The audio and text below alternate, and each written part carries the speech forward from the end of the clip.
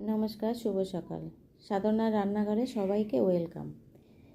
আমি এবার মটন রান্না করতে চলে এসেছি। পুরো ভিডিওটি দেখার অনুরোধ থাকলো, সঙ্গে থাকবে, স্কিপ করে চলে যাবে না। আমি মটনটা পরিষ্কার করে গুছিয়ে ধুয়ে লোম ছিল সেগুলো পরিষ্কার করে বেছে নিয়ে রান্না করতে চলে এলাম। কড়াইতে তেল দিয়ে দিলাম, দিয়ে একটু চিনি দিলাম কালার আনার জন্য, শুকনো লঙ্কা তেজপাতা ফোড়ন দিয়ে পেঁয়াজ কুচিটা দিয়ে দিলাম আর আলুটা দিয়ে দিলাম। আলুটার কিন্তু আমি খোলা ফেলিনি। আমাদের বাড়িতে আবার যখন খাসির মাংস রান্না হয় তখন কিন্তু আলুর খোলা ফেলতে বারণ করে, নতুন খোলার আলু। এবার আমি একটু রসুন দিয়ে দিলাম, কিন্তু মশলা খুব অল্প দিয়েই রান্না করব, বেশি মশলা দেব না। গরম এসে গেছে, হালকা পাতলা ঝোলে রান্না করব। আমার এটা রবিবারের রেসিপি।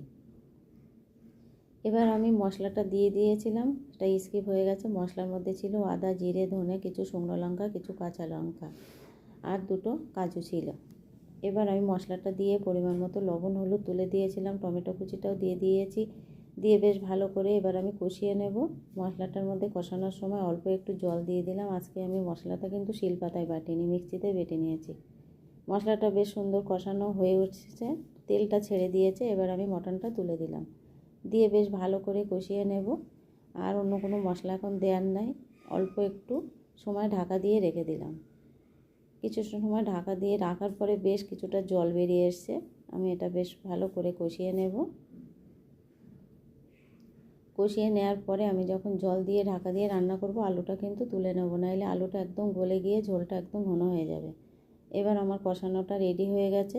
এদিকে আমার গরম জল বসানো ছিল, গরম জলটা দিয়ে দিলাম। জলটা দেয়া হয়ে গেছে। এবার আমি কিছু সময় এটা ঢাকা দিয়ে অল্প আঁচে রান্না করে নেব। আর এটা কিন্তু এই কষানোর পরও কম করেও 40 থেকে 45 মিনিট অল্প আঁচে রাখতে হবে, নাইলে কিন্তু সিদ্ধটা ভালো হবে না। আর আমি প্রেসার কুকারে দেই না, কড়াতেই রান্না করি। রান্নাটা আমার বেশ মোটামুটি হয়ে এসছে।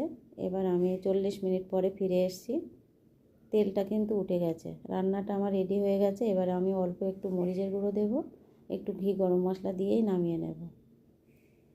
পুরো রান্নাটি কমপ্লিট। আমি খুব হালকা ঝোলে রান্না করলাম। গরমের সময় বেশি ভারী ঝোল আর খেতে ভালো লাগে না, তার জন্য একটু হালকা ঝোলে রান্নাটা করলাম। মরিচের গুঁড়ো দিলাম আর একটু ঘি গরম মশলা এবার দিতে বাকি আছে, ওটাও দিয়ে নামিয়ে নেব। কেমন হয়েছে কমেন্টে জানাবে, ভালো লাগলে লাইক কমেন্ট শেয়ার করে দেবে। এই ভিডিওটি কিন্তু ইউটিউবেও দেওয়া থাকে, সেখান থেকে দেখে নিতে পারো।